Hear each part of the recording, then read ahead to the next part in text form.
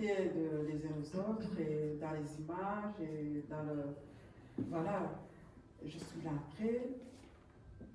Après, j'ai vu les tatouages et ici les blas de Richard. Alors, j'ai vu, je ne sais pas si c'était une attaque, je dis, ah, est-ce que je suis dans la bonne voie? Est-ce que c'est la divine volonté ou je ne sais pas. Mais il y a le jour que j'ai entendu le témoignage de Richard.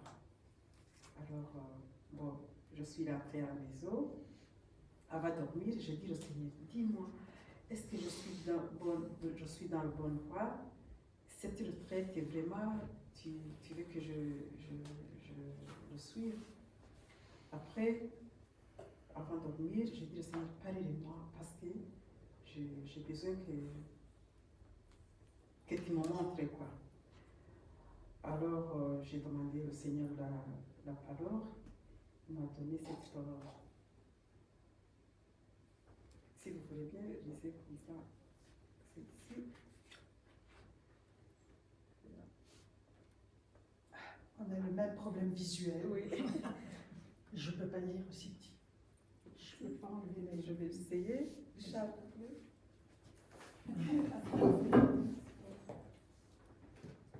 Alors, je peux pas lire.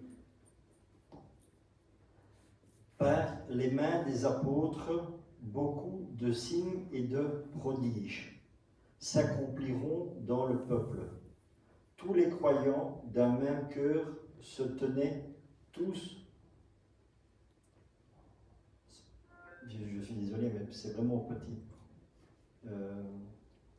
D'un même cœur se tenaient sous le portique de Salomon.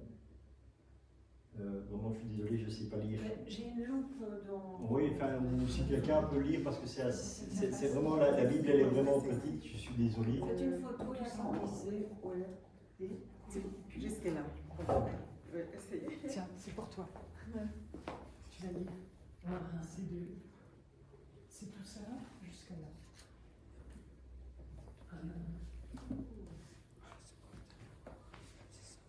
C'est les actes des apôtres. Hein.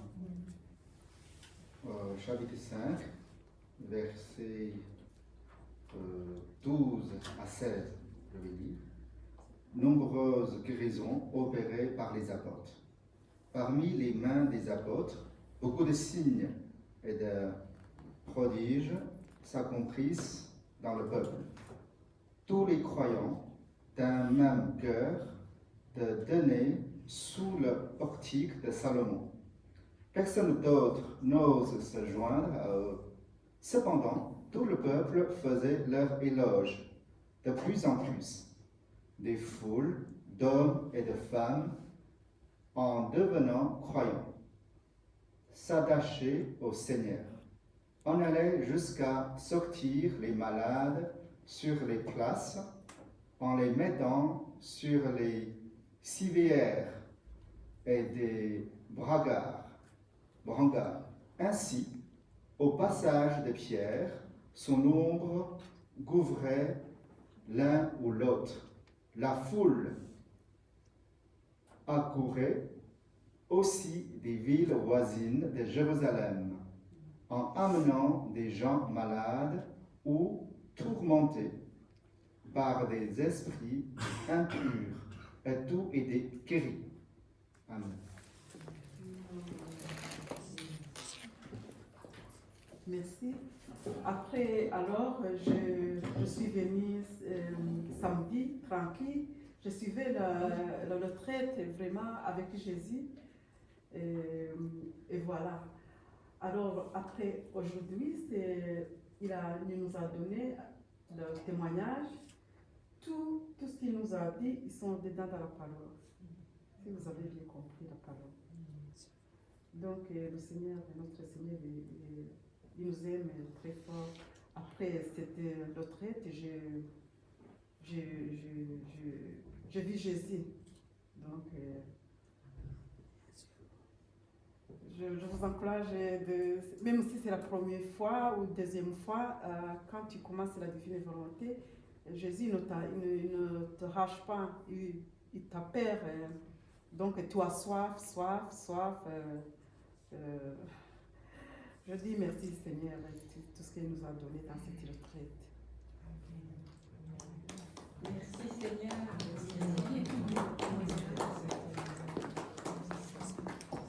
Voilà, donc c'est un petit témoignage. Voilà, pour rendre gloire à Dieu, parce que c'est Dieu qui fait tout. Je ne sais pas si vous avez fait attention dans ce que je vous ai partagé. Je vous ai partagé aussi, je dis, je m'abandonne à toi. Quoi que tu fasses, je te remercie. Et je vous ai dit, c'est une prière en fait de Charles de Foucault. C'est quoi? Une prière de Charles de Foucault. Et là tout de suite, vous voyez, j'ai fait une pause et je dis, tiens, je vais aller prendre un petit café. Et quand je vais chercher mon café, au moment, allez, je commence à chantonner en moi. Mon père, je m'abandonne à toi. Quoi que tu fasses, Voilà, tu vois. Donc, c'était au Fredon. Et tu vois, la dame, elle vient de me partager un témoignage. Elle a enlevé son signet de là où elle a. Le signet, il est là sur la table, il est retourné, tu vois. Et je retourne.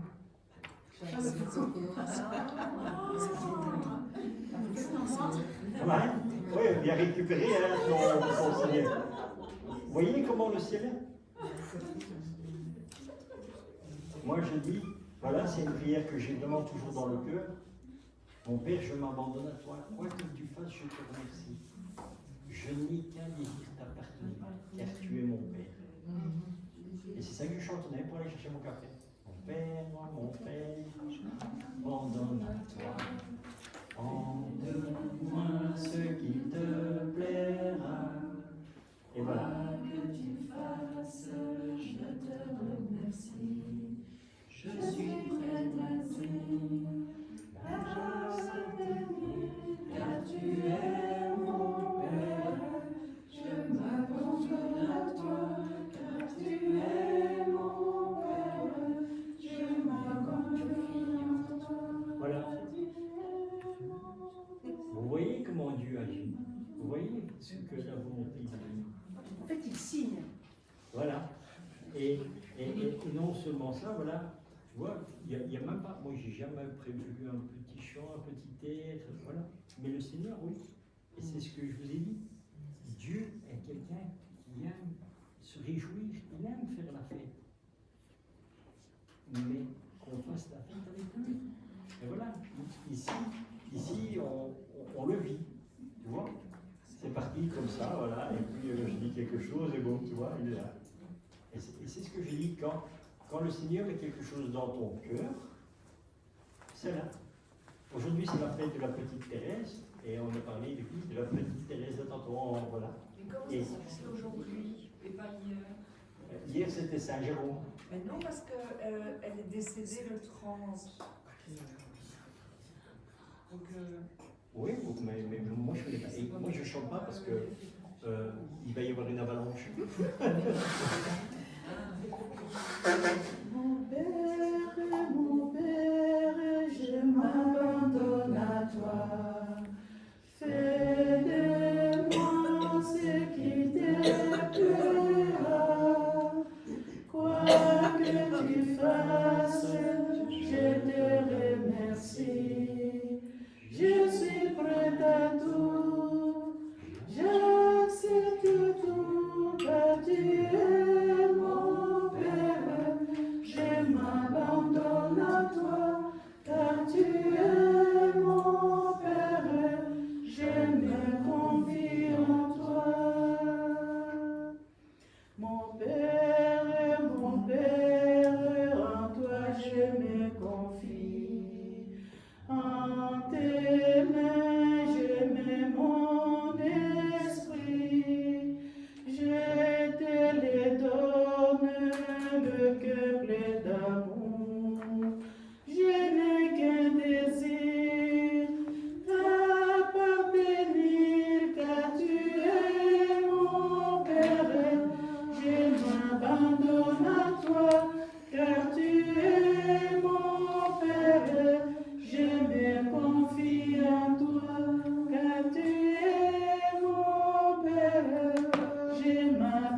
donne à toi, car tu es mon Père, je me confie en toi.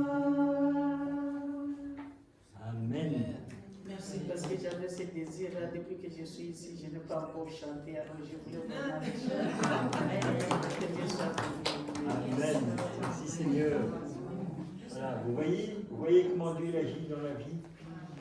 Et c'est à chaque instant comme ça. À partir du moment où vraiment nous avons cette relation avec Dieu et que nous avons cette confiance et cet abandon, voilà ce qui se passe. Dieu va vous passer votre vie. Oui, Angèle. Je sens que je dois vous partager aussi quelque chose parce que j'ai fait un peu la même démarche que madame là. Derrière. Attends, on va te donner un micro. Je vais pas. Viens ici. Non, pas l'enseignement. Mais tu peux rester là sur le côté, là. Mais voilà. On aura quand même l'enseignement. Bien sûr. En fait, c'était juste. J'ai fait la même démarche que madame là derrière et j'ai voulu prendre une parole pour notre week-end. Je pense que ça concerne tout le monde, donc je sens que je dois vous partager. Mais si quelqu'un veut bien le dire, parce que je suis un peu trop émotive. Quelqu'un Anne-Catherine. C'est la parole que j'ai sortie. Ce temps de formation et d'enseignement n'a pas été stérile. Et maintenant, le temps des suppressions, des répressions et des dépressions est mué en un temps de glorieuse expression. La joie et l'allégresse nous traversent de part en part. Oui, je vous ai préparé une table de délices, un festin de toutes les bonnes choses à vous destiner. En vérité, votre coupe déborde et vous pouvez dire du fond du cœur: ah, le bonheur et la grâce nous accompagneront tous les jours de notre vie. Nous habiterons pour toujours la maison du Seigneur. Amen.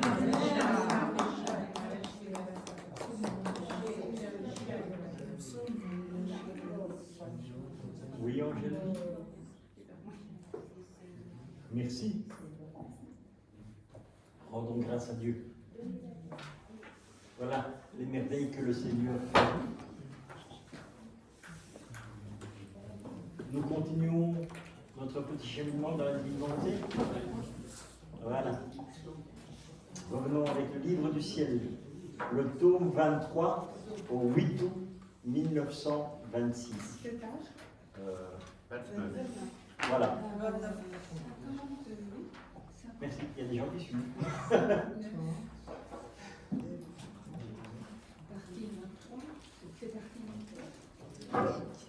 Page 29.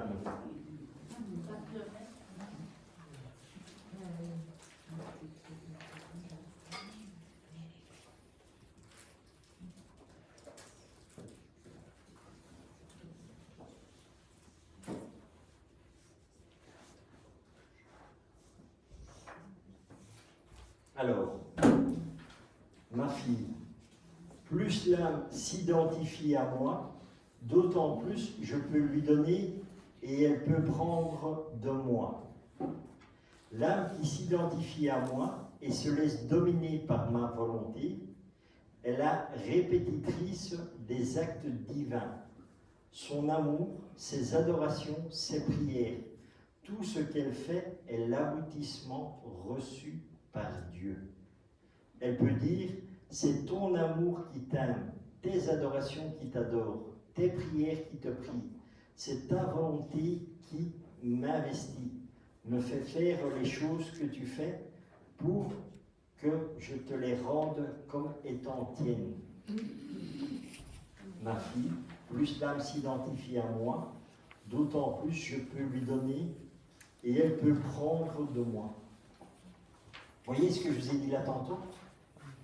Vous entrez en Dieu et vous prenez ce que vous voulez, parce que cela vous appartient.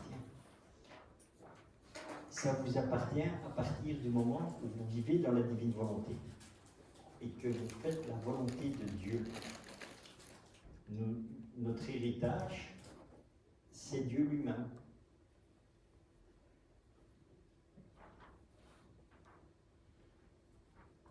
Continuons. Ce que tu veux.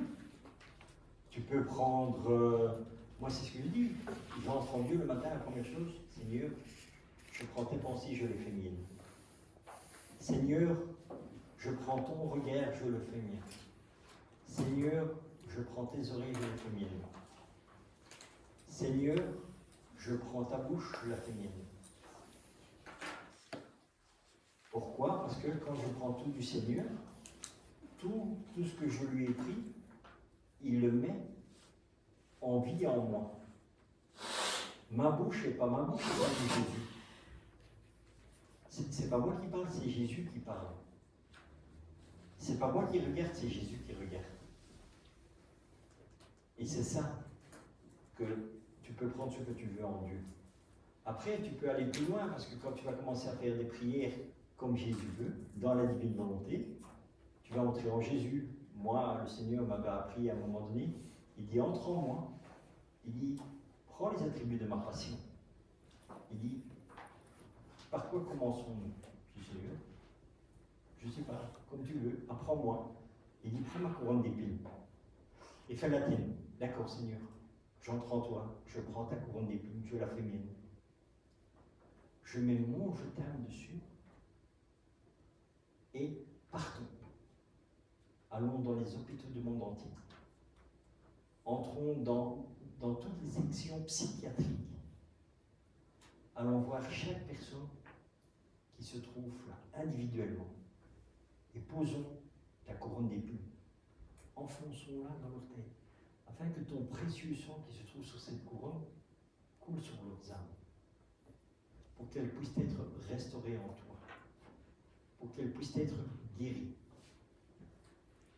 Et faisons cela, Seigneur, aussi pour toutes les âmes passées, toutes les âmes présentes et toutes les âmes futures qui ont eu ce problème ou qui l'auront. Et c'est ça une prière avec Jésus. Et c'est ça que Jésus m'a appris à prier dans la divine volonté ici.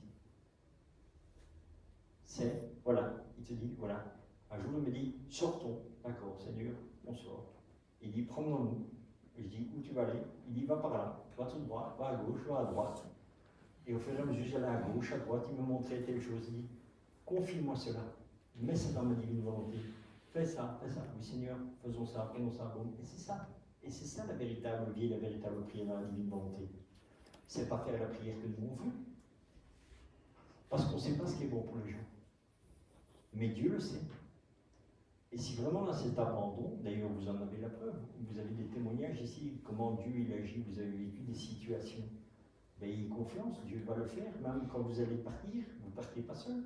Vous allez vous rendre compte que Jésus, il est réellement vivant et que vous l'avez réveillé. Eh bien, il va partir avec vous et vous allez voir, votre vie va être chamboulée. Et la manière dont il m'a fait prier, il va le faire prier avec vous. Comment? Je ne sais pas, pas peut-être de la même manière. C'est pour ça que j'ai toujours dit, moi je ne veux pas faire de vidéo sur les prières dans la divine volonté, parce que je sais comment le Seigneur il veut que moi je prie, mais je ne sais pas comment le Seigneur veut que toi tu pries. Tu vois? Donc, voilà. Dis au Seigneur, voilà, comment tu désires que je prie, Seigneur, voilà, que ta volonté se fasse. Bon. Et t'inquiète pas, le Seigneur, il va te dire comment prier. Il va te dire quoi prier. Et vis ta vie avec Dieu. Et c'est Dieu qui va te faire grandir dans la divine volonté, c'est pas moi. Tu vois? Donc c'est ça le plus important. Ayez cette véritable relation avec Dieu. Alors, au tome 14, du 11 novembre 1922, quand, dans sa divine volonté, Jésus donna vie aux actes de toutes les créatures, le premier saut, il mobilisa sa mère pour l'accompagner dans cette œuvre, deuxième saut. Il appelle maintenant les âmes à offrir une réplique de son œuvre, troisième saut. Je ne suis pas satisfait de la seule rédemption de l'homme. Même si je dois attendre, je serai patient. Par la vertu de ma volonté, l'homme doit revenir à moi dans le même état dans lequel je l'ai créé originellement. Quand il a suivi sa propre volonté, l'homme est tombé dans l'abîme et il a été transformé en une bête. En réalisant ma volonté il remontera à l'état que j'avais choisi pour lui. Vous vous rendez compte comme c'est fort ce texte? Je ne suis pas satisfait de la seule rédemption de l'homme. Même s'il doit attendre, je serai patient. Par la vertu de ma volonté, l'homme doit revenir à moi dans le même état dans lequel je l'ai créé originellement. Donc, il veut que nous revenions comme il avait créé Adam avant le péché. Et qu'il nous dit, quand l'homme est tombé dans sa propre volonté, il est tombé dans l'abîme et a été transformé en une bête. Et on y est. On ne sait même plus si on est homme ou femme. Les animaux le savent bien, Tu vois? mieux que nous. Tu vois jusqu'où on est tombé? Et le Seigneur dit, je veux que tu reviennes à l'état originel. Et à l'état originel, c'était quoi? On était à la perfection. Et comment le faire? Uniquement dans la divine volonté. Parce qu'il n'y a que Dieu qui peut nous restaurer. Et il n'y a que Dieu qui peut faire sortir la divinité qui est en nous. Parce que nous sommes venus comme des animaux. Œil pour œil, dent pour dent, on veut la guerre, on veut ci, on veut l'avortement, on prend, bon. Comme hier, le père Carmelo, il partageait. C'est pas l'avortement qui est le pire, c'est les lois. Les lois qui approuvent le péché. Voilà. C'est pour ça qu'on a aussi une grande responsabilité vis-à-vis des personnes qui nous gouvernent. Nous devons vraiment les confier dans la divine volonté. Parce qu'il n'y a que Dieu qui peut ouvrir leur cœur. Toi, tu peux essayer comme tu veux, tu ne parviendras pas. Parce que dans le milieu de la politique, c'est chacun pour soi et pour eux, et voilà. Et moi, ce que je dis, c'est la cour préférée de Satan.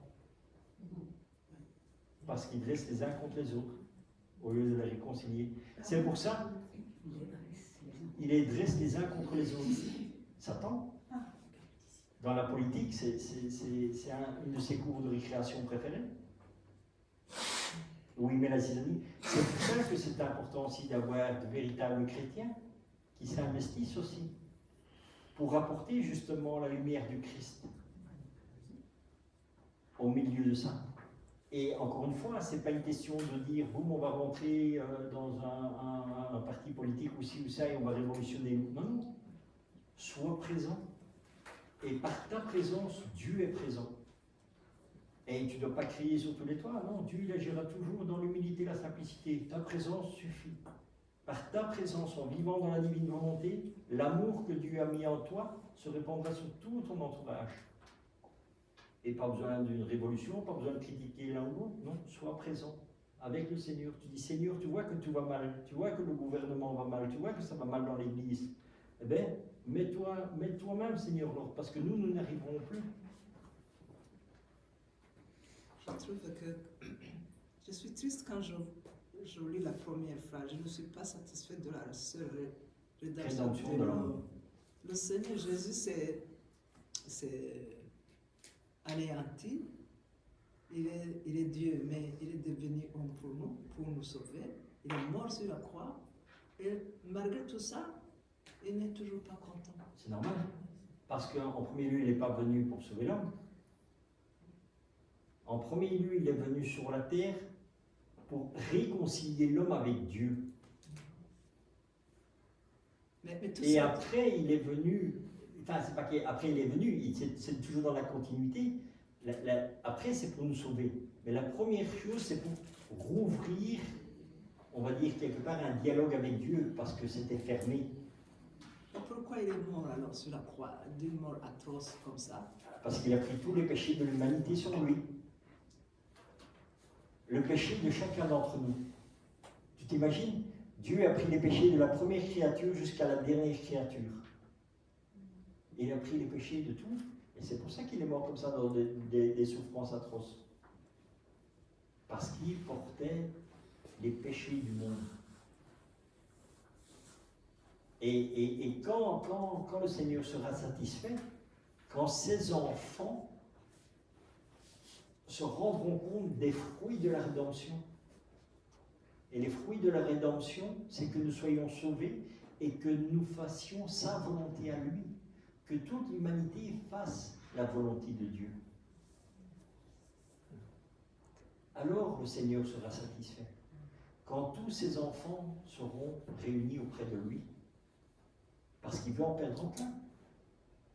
Dis-moi, quand une famille ici, quand tu as des enfants, est-ce que tu veux perdre un de tes enfants? Non, hein? Tu veux que tes enfants soient auprès de toi, qu'ils soient bien. Eh bien, c'est ça que Dieu veut. Nous sommes tous enfants de Dieu. Que tu sois blanc, noir, chinois, portugais, tout ce que tu veux, nous sommes tous enfants de Dieu. Nous sommes tous frères et sœurs. C'est incroyable. Hein? Donc, pourquoi nous sommes tous frères et sœurs? Parce que nous venons tous de Dieu. Donc c'est normal que nous soyons. Même que toi, tu viens d'Afrique, moi je viens de Belgique, eh bien on est frères et sœurs. Parce que nous venons chacun de Dieu. Et Dieu t'aime autant que moi. Tu vois? Il ne m'aime pas plus, il ne t'aime pas plus, on est aimés du même amour. Et Dieu veut que toi et moi soyons auprès de lui. Et dans l'évangile, si tu veux aller dans l'évangile, et à la lumière de la divine volonté, c'est une petite claque que tu reçois. Parce que Jésus il est en train de prêcher. Et sa mère et ses frères sont là. Et on vient et on dit, ah, Seigneur, ta mère et tes frères sont là. Et quelle est la réponse de Jésus? Il dit, qui est ma mère? Qui sont mes frères? Celui qui font la volonté de mon Père. Bon, quelle est la volonté du Père? La divine volonté. Et si tu ne fais pas la divine volonté, es-tu le frère de Jésus? Es-tu la mère de Jésus? C'est une bonne question à se poser. Qui est ma mère? Qui sont mes frères? Celui qui fait la volonté de mon Père.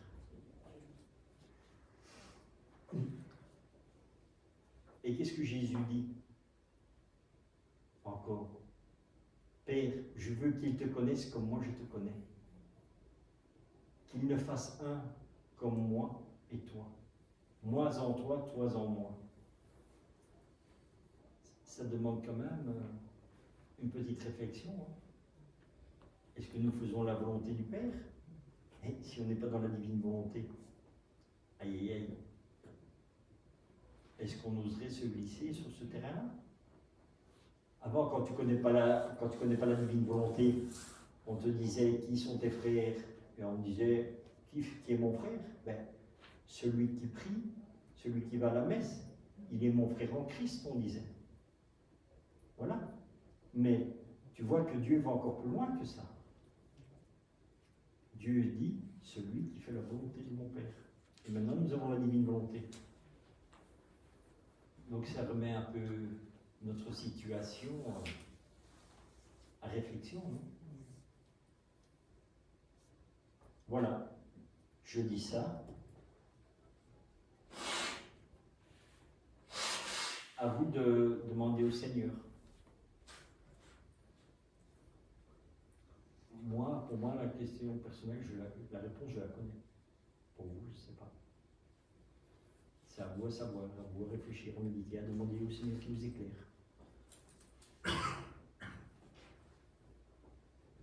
Livre du ciel, tome 1. Jésus donne à Louisa 5 règles de vie. Est-ce qu'il y a quelqu'un qui veut faire une lecture? 2 personnes. Anne-Catherine?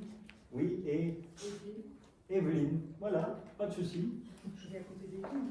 Oui, éventuellement, si tu veux. Je vais tirer là directement parce que je vois mieux. Oui, ou tu peux venir ici, voilà, pas de souci. Va bien.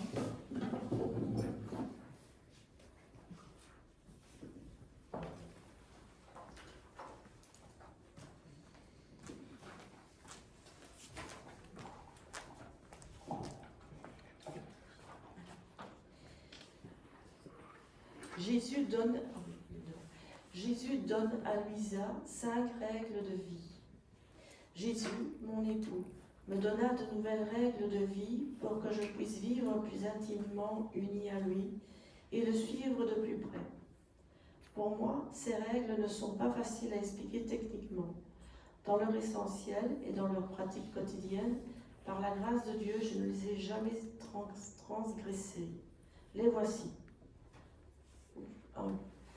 Je dois avoir un total détachement pour tout le créé, m'incluant moi-même. Je dois vivre dans un parfait oubli de toutes choses pour que mon intérieur ne soit fixé que sur Jésus. Et je dois faire cela avec un vivant et palpitant amour pour lui, afin que, réjoui de mes actions, il puisse trouver dans mon cœur une résidence permanente. Il m'a dit qu'à l'exception de lui, je ne dois jamais m'attacher à personne, pas même à moi-même. Mes souvenirs sur tout et sur toute chose ne doivent être éveillés qu'en lui, puisque toutes les créatures ne se trouvent qu'en lui. Pour y parvenir, il est nécessaire de toujours agir dans une sainte indifférence et de faire abstraction de tout ce qui se passe autour de soi. Je dois toujours agir dans la rectitude et la simplicité, quoi qu'il m'arrive, provenant des créatures. Quand, occasionnellement, je ne mettais pas ces choses en pratique, mon doux Jésus me réprimandait sévèrement en me disant « Si tu n'en viens pas à un détachement à la fois effectif et affectif, tu ne seras pas complètement investi de ma lumière. Si, au contraire, tu te dépouilles de toutes choses de la terre, tu deviendras comme un cristal transparent qui permet à la plénitude de la lumière de passer à travers lui. De cette manière, ma divinité et lumière, qui est lumière, te pénétrera. » On va juste attendre une petite minute. Voilà les choses importantes qui ont été dites. On les a vues juste là tout de suite. Hein. Je dois avoir un total détachement de tout le créé. Donc, de toute personne aussi, voilà, il le dit un peu plus bas. M'incluant moi-même. Et c'est ce que je dis. Donc, moi, je vous ai partagé un témoignage. Voilà, je l'ai fait parce que c'était la volonté de Dieu. Parce que moi, j'ai le détachement de moi-même aussi. C'est ça la divine volonté. Je dois vivre dans un parfait oubli de toutes choses, pour que mon intérieur ne soit fixé que sur Jésus.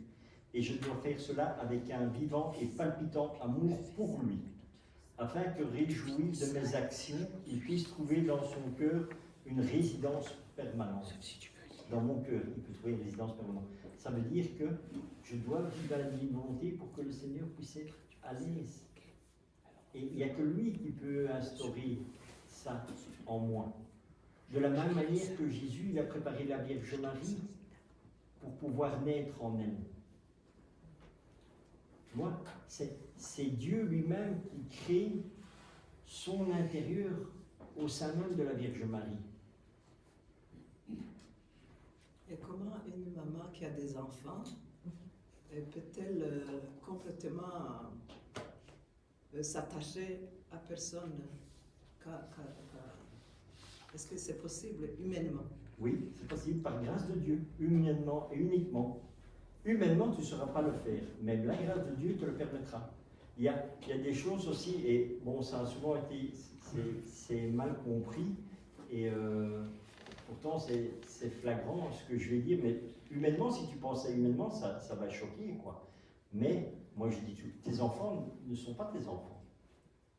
Tes enfants ne t'appartiennent pas, ils appartiennent à Dieu. Et ça fait scandale quand j'ai dit ça. Mais c'est la réalité.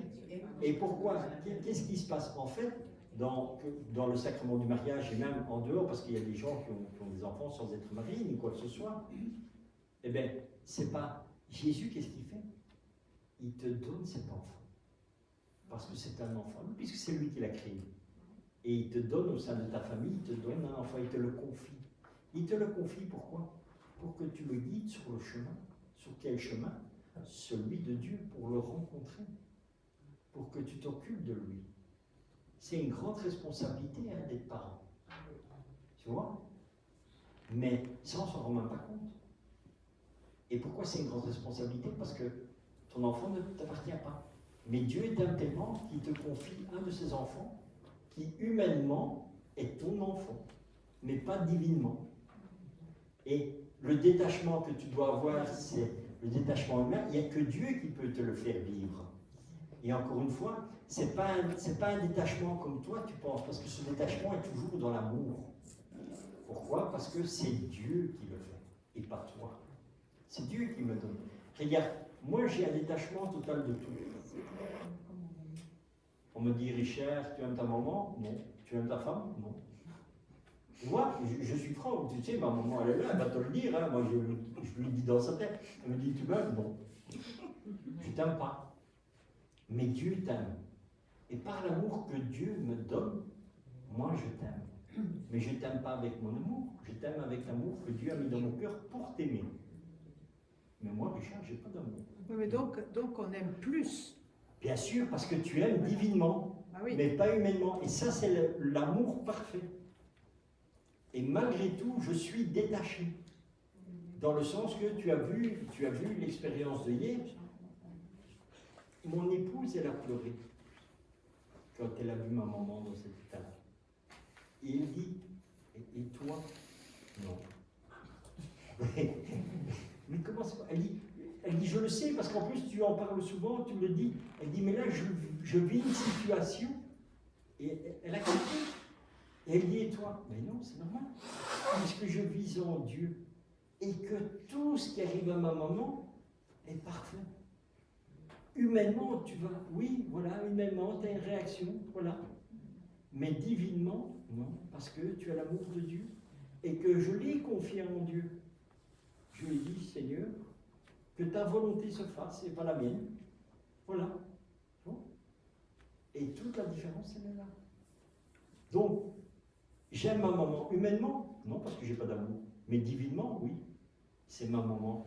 Bien sûr que quand le jour où elle partira, je serai triste. C'est normal, c'est humain.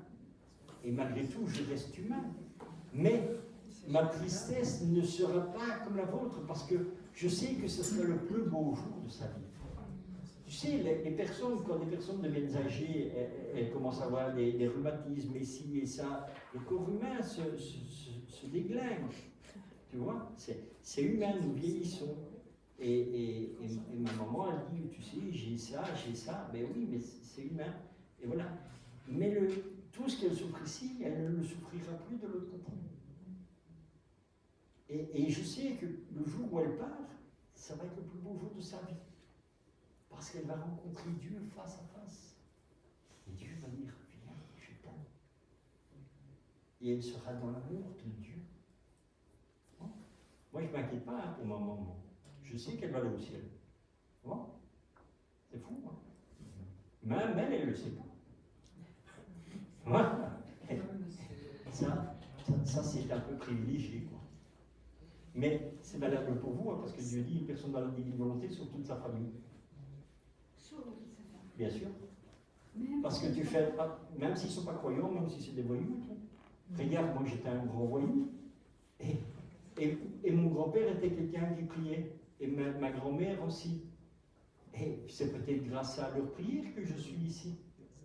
Parce que de toute façon, c'est le fruit de quelque chose. D'un acte qui a été posé, d'une prière qui a été faite, ou à gauche ou à droite, je ne sais pas.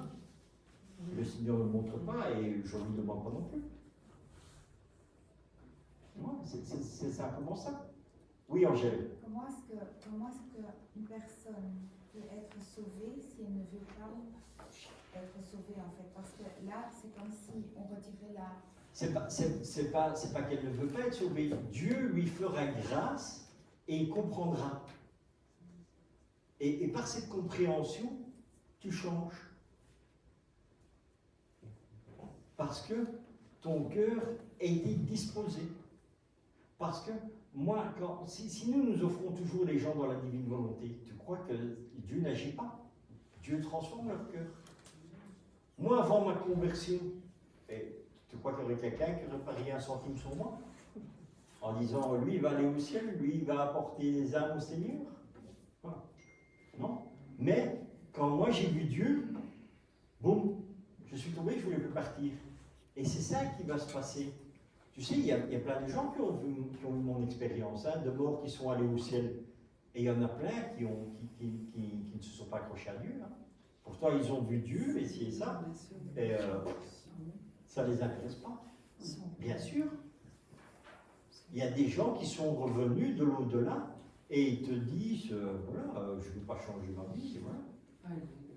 Ah oui, il ne faut pas croire que tout le monde, il faut pas croire que tout le monde, parce qu'il a vu Dieu, il va changer.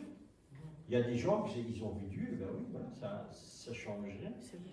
Moi, j'aimerais bien partager le témoignage, un petit témoignage.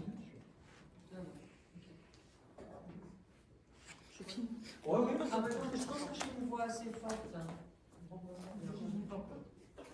Mais je peux, oui. 2 minutes, oui. Donc c'est par rapport à une expérience de vie. Depuis que j'ai commencé à appréhender la divine volonté, ben, petit à petit, j'ai compris que je pouvais mettre mon fils, qui est un cas problématique, faut bien le dire. Il suit un peu la voie de Richard, on va dire. Mais Donc il est sur le bon chemin. oui, mais non, la voie d'avant. La voie d'avant. C'est un bon chemin, hein, tu peux lui l'amener. J'avoue que la divine volonté m'oblige à le penser comme ça, de toute façon. Cela dit, c'est pas toujours tous les jours facile d'avoir cette foi. Et donc je suis face à cet enfant qui n'a que 20 ans. Je vais absolument pas donner de détails, mais il y a des moments où quand j'arrive à... Je dois me reprendre régulièrement tout le temps pour le mettre dans la divine volonté. Parce que dès que je commence à paniquer, tout peut s'aggraver en fait dans la relation que j'ai avec mon fils. Hein. Tout, hein, le faible petit contact que j'ai, je vois bien, ça peut dégénérer, quoi. Donc c'est hyper important et je vois les résultats positifs parce que grâce à ça, je peux communiquer encore avec mon fils et lui apporter de temps en temps une petite lumière de la divine volonté quand je suis moi dans la divine volonté. Mais si je ne suis pas dans la divine volonté, alors je passe pas la bonne nuit, je passe pas une bonne nuit, ça d'office. Hein, mais... Donc je dois tout le temps, c'est le martyr de l'attention, je pense que c'est. Mais du moment que tu l'as mis dans la divine volonté, t'inquiète pas, lui il dort bien. Lui, mon fils. Oui, il dort très très bien. C'est toi qui dors pas. Moi, mais lui il dort bien. Puisque tu l'as confié à Dieu, Dieu s'en occupe, t'inquiète pas. Oui, il dort super bien. Voilà, tu vois. Ouais, franchement, je me dis, quand est-ce qu'il va se réveiller, celui-là? Non, mais Richard, pour répondre à ça, comment dire, on a tous des parents, sans avoir vécu ceci à 20 ans, Oui. On a tous des parents qui se font une image des enfants, ils veulent tellement les conditionner dans une image que ça devient oppressant pour les enfants. Moi, je sais que ma mère, elle peut ne pas avoir dormi pour ses 5 enfants qui pourtant n'ont pas une mauvaise vie. Et c'est stressant. Et c'est pour ça que se mettre dans la divine volonté, je vais le conseiller à ma mère, c'est elle qui dormira bien, parce qu'elle m'empêche de bien dormir, de se soucier pour ses enfants. J'aimerais bien qu'elle aille bien, ça me rendrait plus à l'aise, je soufflerais. Et quelquefois, il faudrait que les parents nous lâchent les baskets, parce qu'à vouloir notre bien terrestre, ils en oublient que le Seigneur dirige leur vie.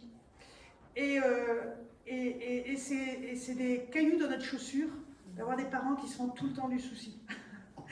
Donc voilà, je ne sais pas, mais en tous les cas, je dois dire que je vais transmettre la divine volonté à mes parents. Sinon, tu sais ce que tu fais, tu les invites à participer Ah ouais. à une journée de la divine volonté. Absolument. Et je t'assure que le Seigneur va toucher leur cœur.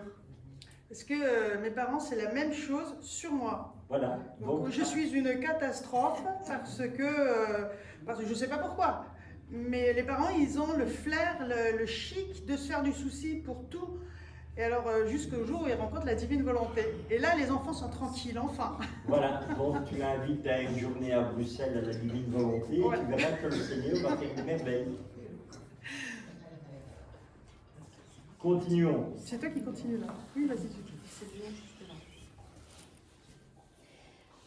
Je dois être détaché de moi-même et vivre uniquement et complètement en Jésus. Je dois être prudente en me revêtant d'un véritable esprit de foi. Par cet esprit de foi, je pourrai obtenir les moyens de me connaître et de me méfier de moi-même, de reconnaître que par moi-même, je suis bonne à rien, d'acquérir les moyens de mieux connaître Jésus et d'avoir une plus grande confiance en moi. Il me dit aussi, En lui. oh oui, Avoir une plus grande confiance en lui. Ça, c'est moi qui ai parlé à la place. Confiance en toi, tu vas pas les voir. C'est drôle. Voilà. Il me dit aussi. Tu sortiras hors de toi-même et tu plongeras dans l'immense mer de ma providence, après que tu auras appris à te connaître et à me connaître. Ma petite épouse, parce que je suis jaloux, je ne te permettrai pas de prendre le plus petit plaisir ailleurs. Tu dois toujours te tenir près de ton époux, devant lui, pour qu'il ne puisse pas douter de toi. Ainsi, tu me donneras une domination absolue sur toi, de telle manière que si je veux te caresser ou t'étreindre, ou te remplir de charisme, de baisers, ou d'amour, ou même te battre, te faire de la peine, t'infliger des punitions, je le pourrai. Par amour pour moi et dans une pleine liberté. Tu te soumettras à tout ce que je crois nécessaire, puisque nous avons en commun nos peines et nos joies.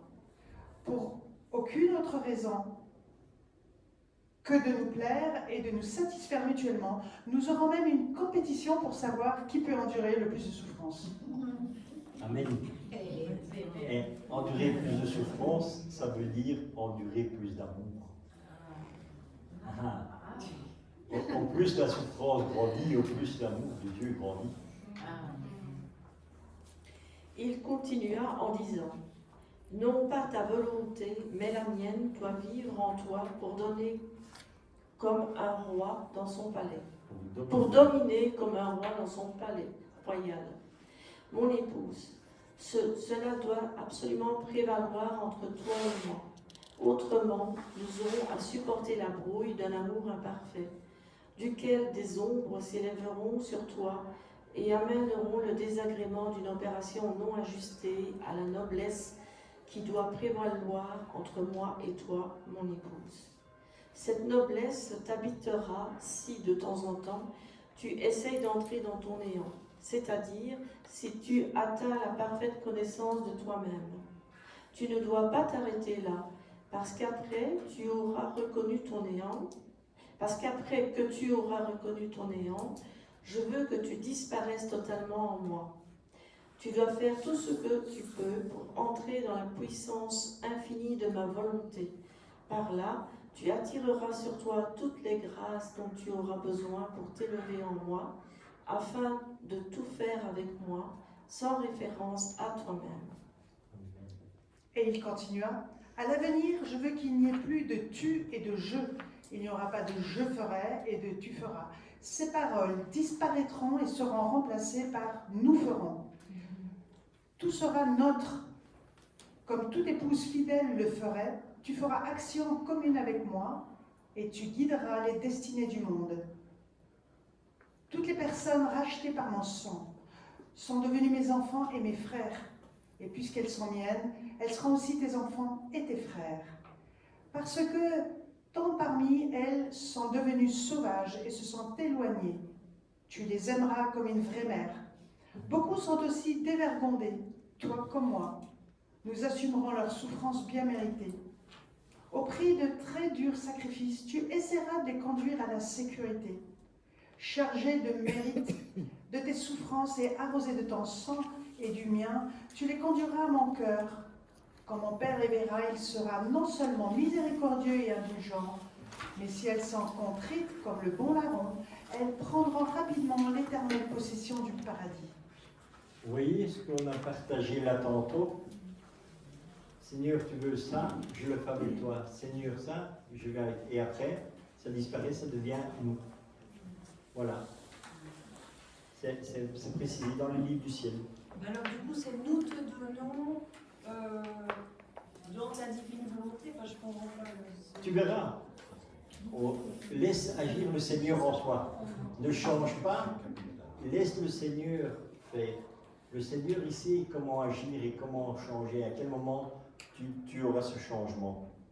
Donc, et c'est ce que je dis dans la divine volonté, ne faites rien parce que Dieu dit, l'intention suffit, je fais le reste. Donc, laisse-toi faire par le Seigneur. Finalement, dans la mesure où tu te détacheras de tout ce qui n'est pas totalement mien, tu deviendras toujours plus plongé dans la volonté absolue. Alors, grâce à la connaissance de mon essence qui, jour après jour, deviendra plus vive en toi, tu acquerras la plénitude de mon amour. En y mettant tout ton amour et ton intelligence, comme jamais auparavant, tu trouveras en toi, en moi, toutes les créatures, comme dans un miroir qui réfléchit la lumière et les images. D'un seul regard, tu les verras toutes, et tu connaîtras l'état de leur conscience. Ensuite, comme une mère aimante et dans un vrai esprit de miséricorde, qui est mon esprit et celui de ma mère, tu feras le sacrifice suprême en t'immolant toi-même pour ces créatures. Ce sacrifice sera comme un manteau qui te couvrira comme ma véritable et fidèle imitatrice et épouse. Amen. Est-ce que vers la fin, la Sainte Louisa s'est immolée? Pardon? Louisa, Oui, elle s'est immolée? c'est le Seigneur qui l'immole. C'est toujours le Seigneur qui agit. Et n'oubliez pas, c'est toujours spirituel.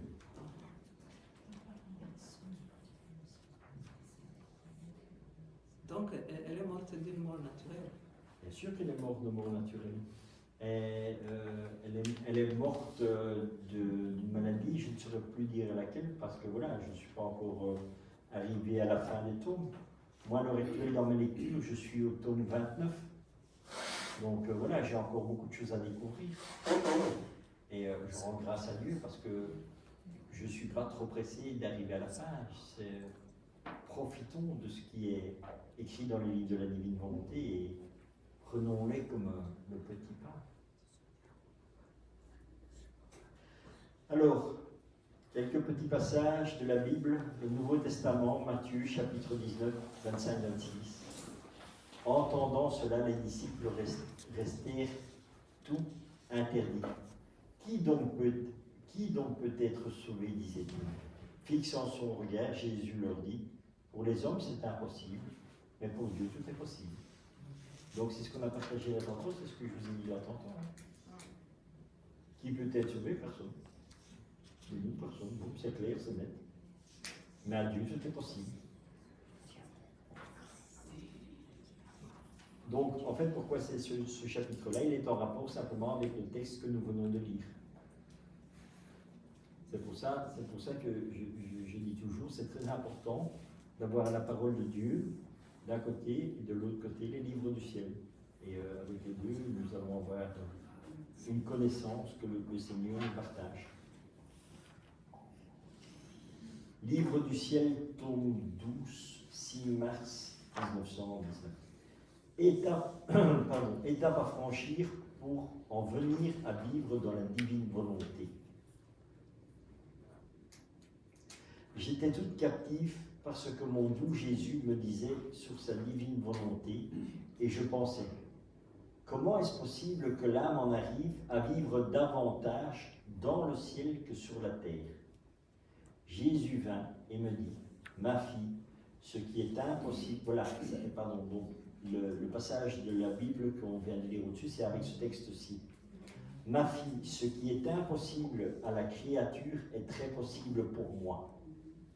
C'est vrai qu'il s'agit là du plus grand prodige de ma toute-puissance et de mon amour. Mais quand je veux une chose, je peux la faire. Ce qui peut te paraître difficile est facile pour moi. Néanmoins, il me faut le oui de la créature et il faut qu'elle se prête comme une cire molle à tout ce que je veux faire d'elle. Voilà. C'est ça, c'est notre âme et tout doit être malléable parce que Dieu nous veut totalement, un abandon total. Et il dit à nous, c'est impossible de faire quelque chose, c'est impossible que nous soyons à la ressemblance parfaite de son image. Parce que nous ne savons rien faire, mais Dieu peut tout. Parce qu'il est Dieu, il est tout puissant et il fait ce qu'il veut. voyez, donc le passage de l'évangile que nous avons lu juste au-dessus, Matthieu, chapitre 19, 25, 26. Entendant cela, les disciples restèrent tous interdits. Qui donc peut être sauvé, disait-il. Fixant son regard, Jésus leur dit, pour les hommes c'est impossible, mais pour Dieu tout est possible. Et ici, ma fille, ce qui est impossible à la créature est très possible pour moi. Ce qui te paraît difficile est facile pour moi. Ben oui, puisqu'il est Dieu.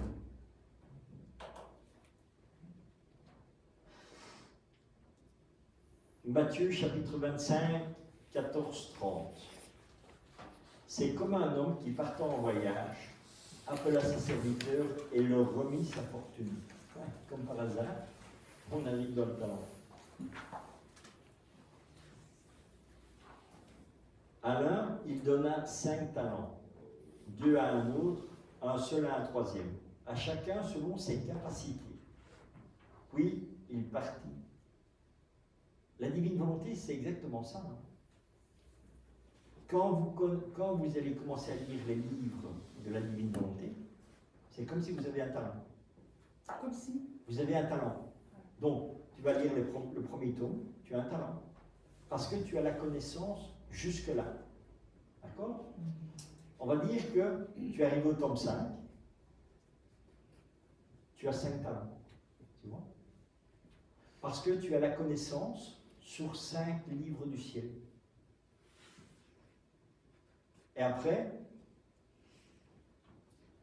un seul, un troisième, et à chacun selon ses capacités. Donc c'est ça. Donc si tu as lu un livre du ciel, tu as un talent. Tu en as lu 5, tu as 5 talents. D'accord? Jusque-là, on a reçu. C'est pas trop compliqué. Après, celui qui avait reçu les 5 talents alla les faire produire et en gagna 5 autres. Autrement dit, quand tu as lu les 5 tomes, les 5 premiers volumes de la divine volonté, tu te dis, je veux connaître encore plus Dieu, je veux encore faire plus sa volonté. Je délire de fructifier. Donc tu as fructifié ce que Dieu t'a donné. Parce que tu cherches réellement Dieu et tu veux le connaître et le rencontrer. Et comment tu peux arriver à cela? Ben, Dieu le dit au départ. La première chose pour entrer dans la divine volonté, c'est l'intention. La deuxième, c'est la connaissance. La connaissance de quoi? De la parole de Dieu. Et la parole de Dieu, elle est où? Dans l'Évangile. Et puis, je te dis, tu prends ça et tu commences simplement à lire comme ça. Ici, ce que je suis en train de vous partager, je ne sais même pas moi-même. Je le découvre comme vous. Donc, ce que je vous partage, je dis, wow, c'est mieux, voilà. Celui qui avait reçu les 5 talents alla les faire produire et en gagna 5 autres. De même, celui qui en avait reçu 2 en gagna 2 autres. Tu es au deuxième tome, bon, tu continues, troisième et quatrième, tu as fructifié de nouveau. Mais celui qui en avait reçu qu'un s'en alla faire un trou en terre et enfouit l'argent de son maître. Il y a des gens qui commencent la divine volonté. Et quand ils ont lu le livre, ils disent, oh non, ça ne m'intéresse pas. Bon. Et ils laissent le livre sur le côté. On me suit toujours? Après un long temps, le maître de ses serviteurs arriva et il régla ses comptes avec eux. C'est ce que je dis hein, quand on pense aux paroles de l'Évangile. Qui est ma mère, qui sont mes frères? Celui qui fait la volonté de mon Père. Comment on arrive? Celui qui avait reçu les 5 talents, donc on était, pardon, et après, voilà. Après un long temps, le maître et ses serviteurs arriva et il règle ses comptes avec eux. Celui qui avait reçu les 5 talents s'avança et présenta 5 autres talents. Seigneur, dit-il, tu m'as remis 5 talents, voici 5 autres talents que j'ai gagnés. Pourquoi? Parce que tu as lu 5 tomes des livres du ciel, on va prendre. Et boum, tu as fructifié, tu as dit, je veux savoir où. Tu dis, voilà, Seigneur, j'ai gagné encore des connaissances. Je te connais mieux parce que j'ai voulu faire ta volonté. Pour faire ta volonté, je sais que je dois lire les livres du ciel. Donc, il faut que j'avance. Et alors, qu'est-ce qu'il dit? C'est bien, serviteur bon et fidèle, lui dit son maître.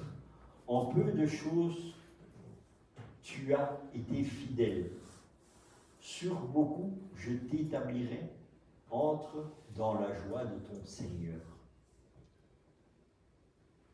Quelle est la chose qui fait le plus plaisir à Dieu? Non? La chose qui réjouit le plus le cœur de Dieu. Je n'ai pas entendu ce que vous aviez dit. La fidélité? Non? Non, qu'on multiplie ses talents, qu'on Non. sa volonté. C'est la divine volonté que nous faisions. Donc, si tu as lu 5 tomes du livre du ciel, et puis tu vas en lire 5 autres, le Seigneur va dire c'est bien, parce que tu parles de Dieu, tu amènes la paix, tu amènes le règne de la divine volonté sur la terre.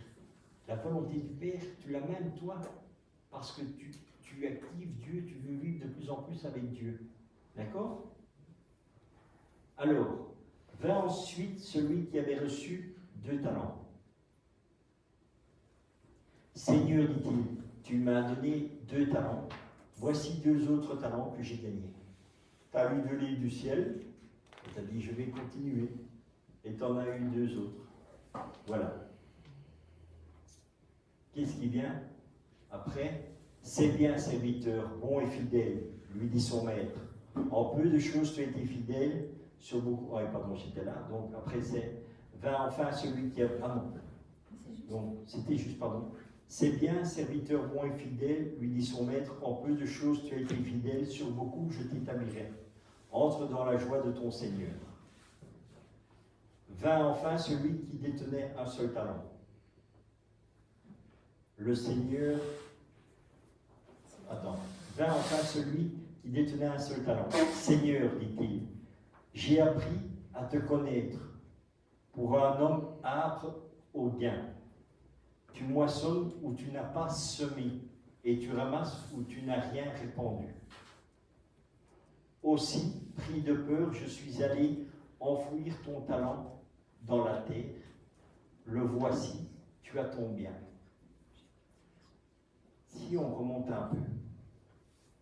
C'est bien, serviteur bon et fidèle, lui dit son maître, en peu de choses. Non, pardon. Vint ensuite celui qui détenait un seul talent. Seigneur, dit-il, j'ai appris à te connaître pour un homme âpre au gain. Beaucoup de gens,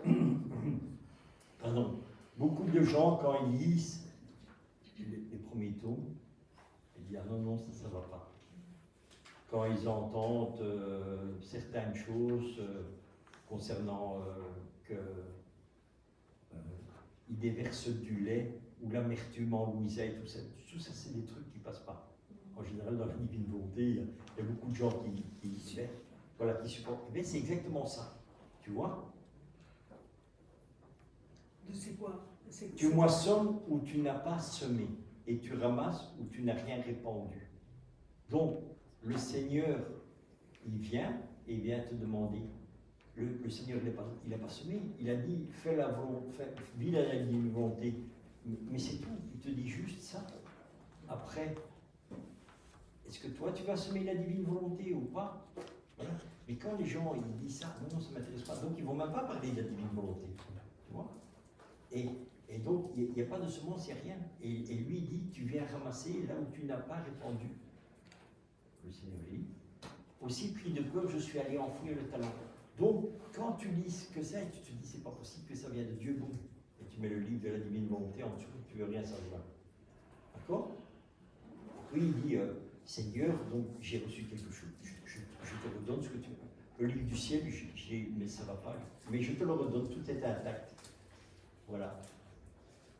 Alors il dit, aussi pris de peur, je suis allé l'enfouir, ton talent dans la terre, le voici, tu as ton bien. Donc tu as récupéré le livre du ciel. D'accord? Mais son maître lui répondit, serviteur mauvais et paresseux, tu sais que je moissonne où je n'ai pas semé et que je ramasse où je n'ai rien répandu. Eh bien, tu aurais dû placer mon argent chez les banquiers et en retour, j'aurais recouvré mon bien avec un intérêt. Donc, tu aurais dû malgré tout garder ça et le confier à des personnes ou en partager avec des personnes. Tu vois, leur dire, voilà, il y a le livre du ciel que le Seigneur nous donne un enseignement. Est-ce que cela vous intéresse? Tu vois, juste le proposer. Hein, mais non, il n'a pas fait. Voilà. Et alors, qu'est-ce qu'il lui dit? Eh bien, tu aurais dû placer mon argent et il aurait eu des intérêts. Donc, s'il aurait parlé, si moi je te parle comme ça, donc je ne veux pas la divine volonté, ça ne m'intéresse pas, je l'ai lu parce que je dis ce qui est dedans, ça m'intéresse. Mais je lui dis, Anne-Catherine, est-ce que tu veux, toi, le livre du ciel? Parce que, ne fût-ce que de l'avoir présenté, toi, tu vas lire, tu vas dire, ah oui, pourquoi pas? Et puis tu vas lire, puis tu vas dire, oui, ça peut être. Il y a un intérêt, tu vois, l'intérêt. Il a été placé dans une banque en toi, donc je te l'ai confié, et à toi, ça t'a apporté quelque chose. Donc toi, tu vas le fructifier. Et quand tu le fructifies, eh bien, toi, tu donneras quelque chose au Seigneur. Tu vois? Par l'intermédiaire. Et alors, qu'est-ce qu'il est dit? Enlevez-lui donc son talent et donnons-le à celui qui en a 10. Donc voilà, tu ne veux pas le livre du ciel, pas de souci. Et on va donner une grâce pour que les gens puissent avancer dans le livre du ciel. Parce que tu vas voir qu'il y a des difficultés parfois à lire le livre du ciel. Et bien, le Seigneur, il voit ça. Et fort, il va te dire, je vais te donner la grâce de pouvoir continuer à lire les livres du ciel. Et à te donner une connaissance pour approfondir la connaissance. Tu vois? Voilà. Donc, car à tout homme qui a, l'on donnera et il aura de surplus. Mais à celui qui n'a pas, on enlèvera ce qu'il a. Tu te rends compte? Et on peut comparer ça encore avec quoi? Attends, hein, parce que je vais terminer. Et ce propre à rien de serviteur, jetez-le dehors dans les ténèbres. Là seront les pleurs et les grincements dedans. Bon. Et on peut comparer ça encore à quoi maintenant? Et à ce qu'on avait dit dans l'évangile un peu plus haut, que ton oui soit un oui, que ton non soit un non, mais je vomis les tièdes. On peut dire, ça va être cru, hein, ça va peut-être être mal perçu aussi, mais voilà, que ton oui dans la divine volonté soit un oui, que tu l'acceptes, ou que tu l'acceptes pas, mais ne dis pas, oui, aujourd'hui je vais le prendre, et demain, moi non. Parce que c'est là le grand danger. Parce que Dieu, il aime la fidélité. Et Dieu est fidèle. Et si tu vis dans la divine volonté, tu seras fidèle. Mais de la même manière que si tu dis à Dieu, non Seigneur, je ne veux pas vivre dans la divine volonté, je veux continuer à faire ce que moi je veux, le Seigneur va te dire, parfait, je te laisse. Et il n'y a pas de souci, et tu n'auras pas de problème. Tu es même sauvé. Même que tu as refusé les livres du ciel. Parce que le Seigneur fera que tu auras des autres grâces, parce que tu vas continuer dans ton humanité, à aller à la messe, à prier ton rosaire, à faire tout par toi-même. Et Dieu ne va pas te jeter pour ça. C'est pas parce que tu as rejeté la divine volonté qu'il va te jeter parce que toi tu fais de ton côté. Mais où tu dis oui et tu vis dans la divine volonté, ou tu lui dis non et tu continues ton chemin et tu n'as aucun souci, mais ne dis pas aujourd'hui je vais faire ta volonté Seigneur, et demain, non, je vais retourner dans la mienne. Et puis dans laquelle tu ne vas pas être bien, puis tu vas dire là tu deviens tiède. Et là c'est la pire des catastrophes. Donc où tu t'engages avec le Seigneur, ou tu ne t'engages pas, mais ne reste pas au milieu. De la même manière que tu as deux destinations, le ciel ou l'enfer.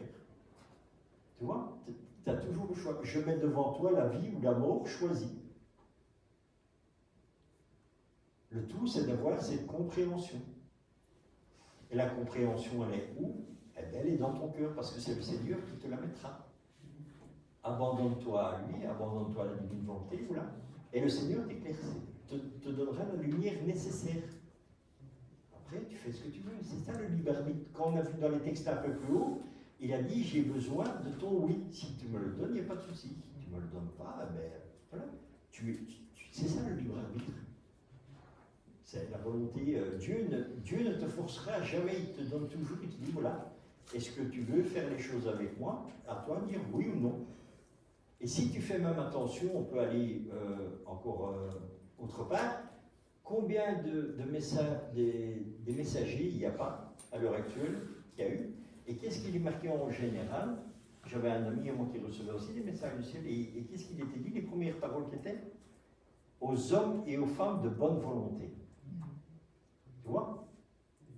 Donc, c'est déjà de dire est-ce que tu veux ou pas. Donc si tu as la bonne volonté, tu écouteras Dieu, tu dis voilà, et Jésus dit aux hommes et aux femmes de bonne volonté. Là, tu es apte à écouter le message. Parce que tu as la bonne volonté, tu essaies d'écouter. Est-ce que ça vient de Dieu ou pas? Ça, tu ne sais pas. Et c'est pour ça qu'on te dit, on fait un discernement à toutes ces histoires-là, mais on voit bien qu'il y a beaucoup de difficultés à avoir les discernements, puisque on ne vit plus dans la prière. On n'est quasi plus unis à Dieu. Et Dieu te dit, je te donne une divine volonté pour que je fasse les choses moi-même. Parce que Dieu, il a vu qu'on s'est tellement engouffré de tous les côtés, il a dit, vous ne saurez pas le faire. Mais si vous me l'autorisez, moi je le ferai en vous et ce sera parfait. Tu vois, tout simplement. Donc, voilà. Et c'est là qu'on voit que c'est un peu dur, c'est un peu cru, mais voilà, Jésus il est clair, il te dit les choses telles qu'elles sont. Il ne va pas tourner autour du pot, il te dit c'est blanc, comme on dit c'est blanc, c'est noir. Voilà.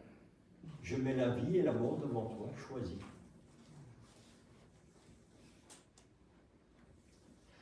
Livre du ciel, tome 28, 2 août 1930. Toutes les choses créées sont voilées. C'est clair et net à l'entrée. Et te le dit, tout est voilé. Même l'évangile, il est voilé. On ne le comprend pas. C'est au ciel seulement que tout est dévoilé. Œuvre et conditions nécessaires pour connaître les vérités.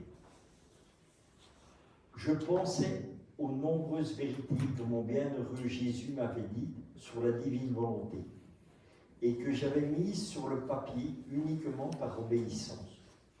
Je pensais à ces gens qui, en les lisant, non seulement ne sont pas saisis par ces vérités, mais semblent les considérer comme des vérités auxquelles il ne faut pas attacher d'importance. Et c'est exactement ce qu'on vit. Le Seigneur dévoile les choses dans les livres du ciel, mais il ne faut pas s'attacher. Ça n'a pas d'importance. Il ne faut pas attacher d'importance à ça. Donc ça veut dire que tu ne dois pas attacher d'importance à ce que Dieu dit. Il ne faut pas s'attacher à ce que Dieu dit. Ça n'a pas d'importance. Ce que Dieu dit, c'est pas important. Voilà.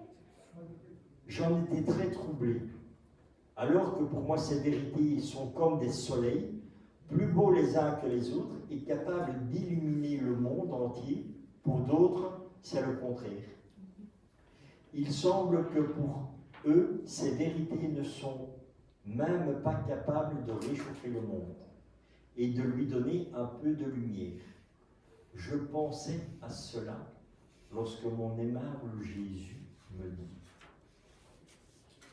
ma fille, ici-bas, toutes les choses, autant dans l'ordre naturel que dans l'ordre surnaturel, sont voilées. Il n'y a qu'au ciel qu'elles sont dévoilées, parce que dans la partie céleste, il n'y a pas de voile, et les choses sont vues comme elles sont. Ainsi là-haut, l'intellect n'a pas à travailler pour les comprendre, puisque d'elles-mêmes les choses se montrent comme elles sont. Et s'il existe un travail dans la demeure bienheureuse, s'il est possible d'appeler vraiment cela un travail, c'est d'être heureux et de jouir des choses que l'on voit ouvertement. C'est ça, au ciel tout est simple. Au ciel en fait tu vois l'amour de Dieu et c'est l'essentiel. C'est bon? Ce n'est pas comme cela ici-bas. Quand la nature humaine, le corps et l'esprit, le voile du corps empêche l'âme de voir mes vérités. Les sacrements et tout le reste sont voilés. Donc les sacrements sont voilés. Moi-même, le Verbe du Père, j'avais le voile de mon humanité. Toutes mes paroles et mon évangile étaient sous la forme d'exemples et d'images. et tous ceux qui venaient vers moi pour m'entendre avec foi dans le cœur, avec l'humilité et le désir de connaître les vérités que je leur manifestais, afin de les mettre en pratique, me comprenaient. Ils déchiraient ainsi le voile qui cachait mes vérités et trouvaient le bien de mon action avec foi et humilité. Et vouloir connaître mes vérités était pour eux un travail qu'ils accomplissaient. Et avec ce travail, ils déchiraient le voile et trouvant mes vérités telles qu'elles sont en elles-mêmes. Par conséquent, ils restaient attachés à moi et au bien que mes vérités contenaient. D'autres ne faisaient pas ce travail, ils touchaient le voile de mes vérités et non le fruit qui était en elles. Ils en étaient donc privés et ne comprenaient rien. Alors, me tournant le dos, ils m'ont quitté. Telles sont les vérités qu'avec tant d'amour j'ai manifestées sur ma divine volonté pour faire que mes vérités brillent comme des soleils dévoilés. Ce qu'elles sont, les créatures doivent faire leur part, parcourir le chemin pour les toucher. Qui est la foi? Elles doivent désirer mes vérités, vouloir les connaître, prier et humilier leur intelligence, afin d'ouvrir leur intellect pour le bien de la vie de mes vérités. Entre en elles. En faisant cela, elles déchireront le voile et trouveront les vérités plus brillantes que le soleil. Sinon, elles resteront aveugles et je répéterai les paroles de l'Évangile. Vous avez des yeux et vous ne voyez pas, des oreilles et vous n'entendez pas, une langue et vous êtes muets. Même dans l'ordre naturel, toutes les choses sont voilées. Les fruits ont le voile de la pelure. Qui aime le bien manger, qui aime le bien de manger les fruits? Celui qui fait le travail de s'approcher de l'arbre, de cueillir le fruit et d'enlever la pelure qui cache le fruit. Celui-là aime le fruit et fait du fruit qu'il désire sa nourriture. Les champs sont voilés par la paille, qui prend le bien que cache la paille. Celui qui enlève la paille prend le bien du grain pour former le pain et en faire sa nourriture quotidienne. Bref, toutes les choses ici-bas ont un voile qui les recouvre pour donner à l'homme le travail, la volonté et l'amour de les posséder et de les aimer. Or, mes vérités surpassent grandement les choses naturelles et se présentent aux créatures comme de nobles reines voilées dans l'acte de se donner à la créature. Mais mes vérités veulent le travail de la créature. Elles veulent les pas de la volonté que la créature qui s'en approche afin de les connaître, de les posséder et de les aimer, ce qui constitue les conditions nécessaires pour déchirer le voile qui les cache. Lorsque le voile des vérités est levé, les vérités apparaissent dans la lumière pour se donner à celui qui les a cherchées. Voilà pourquoi certains lisent les vérités sur ma divine volonté sans comprendre ce qu'ils lisent. Plus encore, ils en sont confus. Il leur manque la vraie volonté de vouloir les connaître. On peut dire qu'il leur manque le travail pour les connaître. Et sans travail, on ne peut rien obtenir. Ils ne méritent pas non plus un si grand bien. Et moi, avec justice, je leur refuse ce que je donne abondamment aux humbles, à ceux qui désirent ardemment le grand bien, de la lumière de mes vérités. Ma fille, combien de mes vérités sont étouffées par ceux qui n'aiment pas les connaître et ne veulent pas faire leur petit travail pour les posséder. Je sens qu'ils voudraient m'étouffer, s'ils le pouvaient, et dans ma douleur, je suis obligé de répéter ce qui est dit dans l'Évangile, et je le ferai par des actes. Je prendrai de ceux qui n'ont rien, ou seulement un peu de mes biens, et je les laisserai dans leur misère noire. Parce que ces âmes, ne voulant pas mes vérités, et ne les aimant pas, les gardent sans les apprécier, et sans fruit. Je donnerai plus abondamment à celles qui ont, car elles conserveront mes vérités comme de précieux trésors et les feront fructifier toujours plus.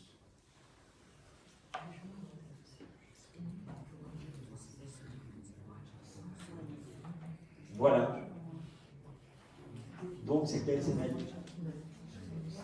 Pour connaître la divine volonté, pour savoir ce que Dieu veut, il faut lire les livres du ciel. Voilà, ça c'est la connaissance. Et bien voilà, maintenant nous allons faire une pause des déjeuners. Et on va se retrouver, je regarde un petit peu, à 4